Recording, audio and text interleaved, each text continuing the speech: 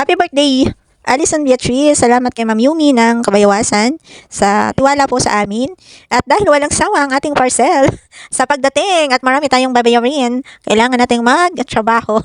Ayan guys, kung kayo ay gusto nga mag-DIY ng inyong mga birthdays party, pwede nyo panoorin ang aking video at kung hindi ka naman interesado ay okay lang naman. Ayan guys, nagsimula tayo sa backshop, up to balloon, up to the finish line. Ayan guys, sinisa-isa natin yan kaya makikita nyo sa video, meron kayong matutunan kahit paano, yung blending of colors, sizes ng balloon, anong mga style ng paglalagay ng balloon, yan guys. And ngayon ay uso ang DIY kaya pwede kayong bumili sa link na ilalagay ko. Available yan dyan at talaga naman legit na legit ang ganda ng mga balon nila. Quality dahil hindi siya basta puputok guys.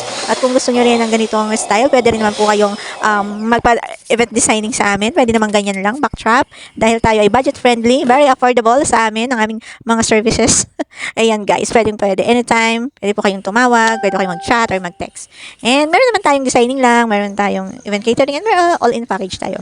So guys, ang ganda ng kinalabasan dahil sa mga nilagay natin dito. Kasi ang sabi ni Ma'am Yumi ay napakasimple lang ma'am. Sobrang simple lang ang gawin mo. Yan lang ang dapat na gawin. So, yan lang yung ginawa natin. At maganda naman po yung kinalabasan. Sa totoo lang po ay ilang hours lang natin yung sinet up dahil tayo ay may pasok pa. Ayan. Thank you Lord sa wisdom and guidance for every event. Na nandun yung strength and guidance nyo. Salamat po dahil kung wala kayo, ewan ko na lang. Ayan. Mahirap din po ang bawat trabaho.